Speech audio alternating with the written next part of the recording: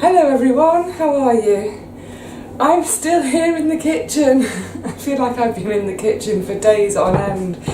Actually, I've been in the kitchen all day today. It's been really hot and steamy up here all day, but it's been great, cracking through all my preserving.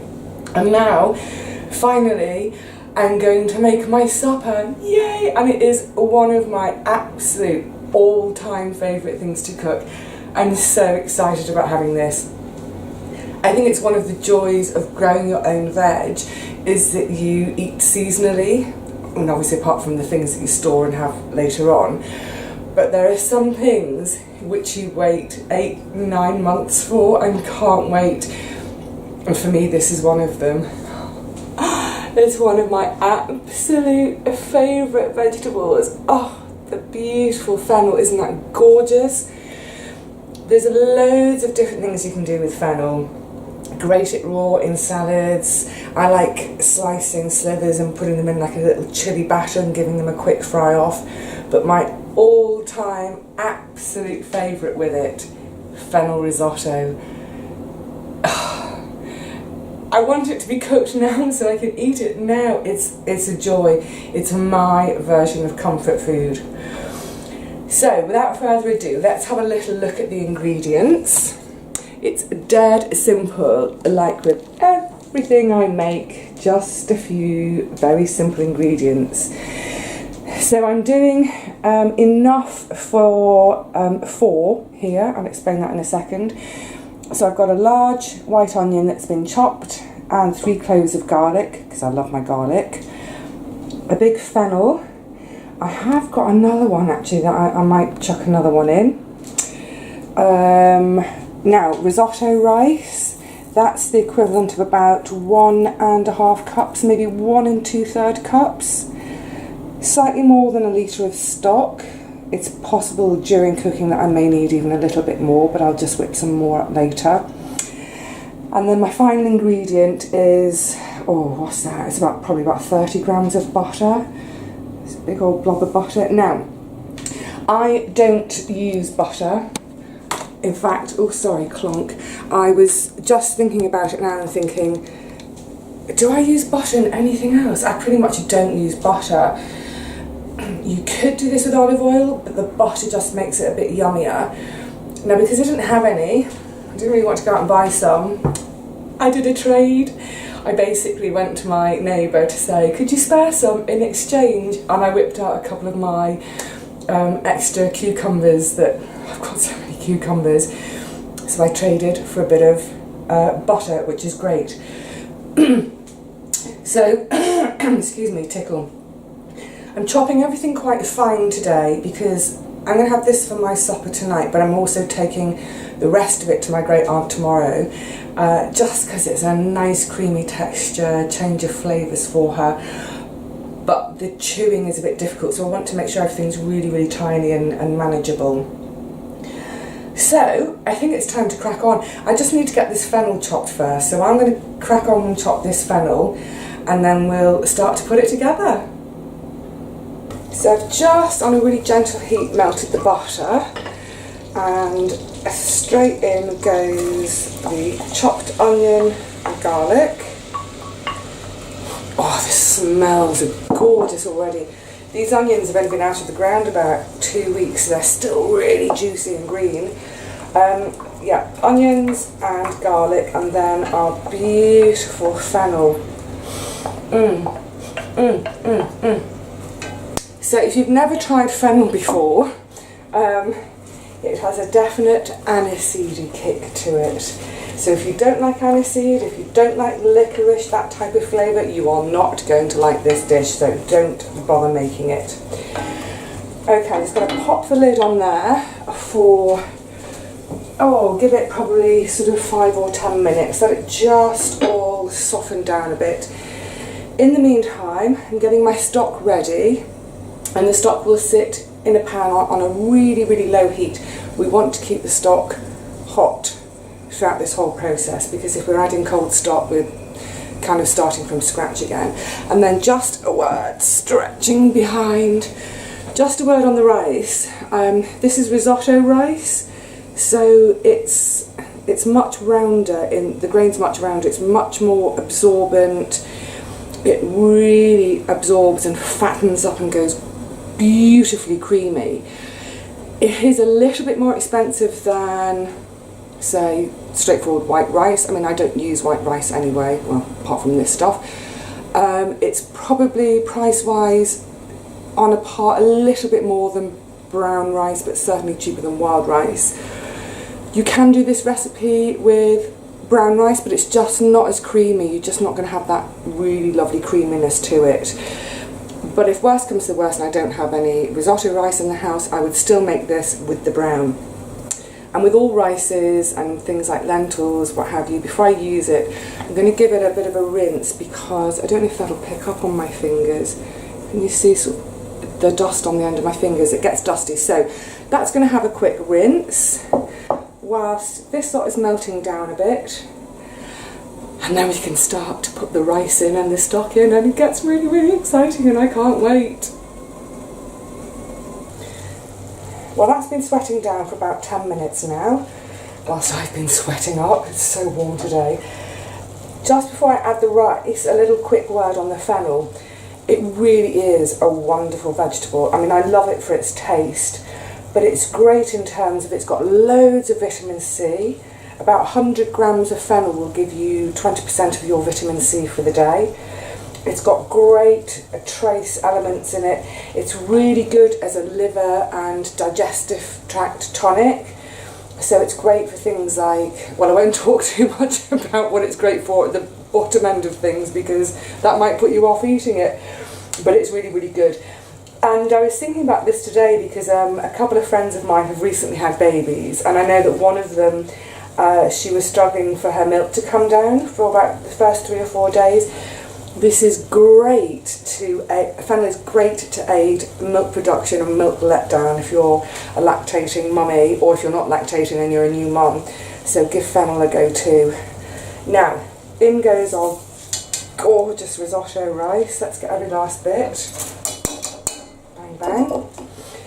And at this stage, just give it a good stir around, because the idea is you want to try and coat the grains with that lovely kind of buttery onion fennel juicy gorgeousness that's in the bottom of the pan.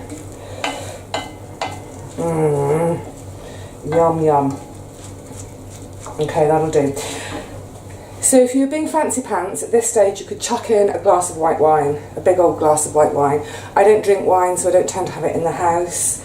I don't have any knocking around, so I'm not going to bother. It's not going to worry me in the least, because I enjoy this without wine pretty much 99% of the time. So now it's time to start adding the stock. Now the thing with risotto is it's kind of time consuming and you have to babysit it, but I have my study set up in the kitchen. So for me it's great because I can start adding stock, I can walk away for a couple of minutes, make phone calls, do a couple of emails, come back to it, add more ladles full. So just to begin with, I'm going to get a couple of ladlefuls in there. Actually, let's have a third one and a fourth one. I'm just going to get it so it's almost covered. Lid back on your stock, keep it warm. Give that a stir around. Yeah, you want to keep your stock on a low heat, because if you imagine if you were adding cold stock each time, this pan's got to get warm again, and it's just going to slow the whole process down. So that's really quite sloppy at the moment.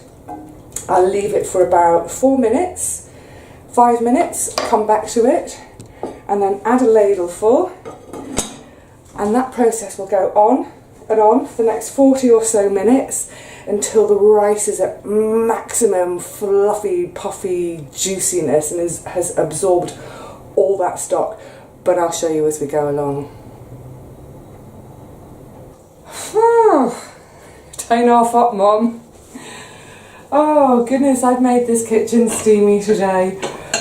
So for about the last half hour, I have every few minutes or so been adding another ladle or 2 ladles full of the stock. Give it a good stir around, because even though this is a cast iron pan, things do still, well, can catch on the bottom if you're not giving it a good scrudge around each time. And we're almost at the stage to serve. So, give me another couple of minutes and then we'll tuck in. We're ready. Let's plate up. Oh my goodness, this is the best bit. Oh yes. I'm so excited. Oh my giddy goodness. I'm quite hungry today after my kitchen session, so I'm going to have a ladle and a half. I was actually just looking at the consistency, I'll show you now, of the chunks of fennel, and I think they're actually still a little bit too big for my great aunt, so what I'm going to do with a couple of portions is just give them a quick blitz in the blitzer. I don't want them puree. I don't want to be feeding her food that looks like baby food, because I don't think that's dignified for her. But I just think they're slightly too big for her to manage, so I'll whiz them up. Also, it looks very bland.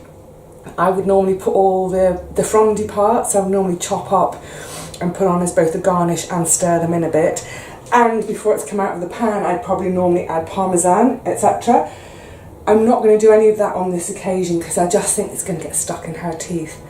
But, I'm so excited. Let's have a squiz at this. Now, like I say, it's probably one of, the most bland looking plates of food in the whole wide world. But, by gum, it tastes good. And of course, it's gotta have a dollop of parmesan though on the top. This is a veggie parmesan. Oh my goodness. Sorry, trying to get this shadow out of the way. Right. I obviously have to nose plant into this now. Ooh, yum, yum, yum, yum, yum. Let's have a little taste with you guys. I say with you guys, of course you can't taste it, but I can. Let's give it a bit of a fluff.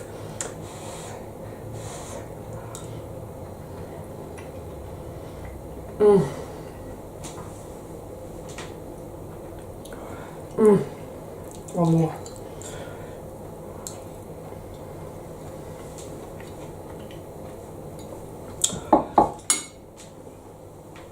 It's like Santa Claus just came up and gave me the biggest hug ever. That is my absolute comfort food. I adore it. It's still in my mouth. I make this by the bucket load. In the past, I would make this, portion it up, put it in the fridge overnight, take it to work the next day, pop it in the microwave for a couple of minutes at work. I don't have a microwave at home, I would do it on the stove. It works fine reheated. I've actually had it cold and that's been fine. The one thing I've never done is I've never then put it in the freezer and had it from the freezer, so I don't know if that would work. I've never done that because I eat it before it's got a chance to go in the freezer. So maybe I'll just have a little teeny tiny portion, pop it in the freezer just to see how it goes, and if it does freeze then I can let you guys know. But in the meantime, I've got to get my face in this bowl. So I'm going to say cheerio for now. I hope you're all having really lovely harvests. I know tomatoes and things like that are taking ages this year, if they've not been destroyed already. But I hope you're getting really lovely things out of your garden, and I hope you're having fun in your kitchens, experimenting, trying new things, whacking things together, and just enjoying sitting together as a family and scoffing your faces on your own homegrown produce. Take care.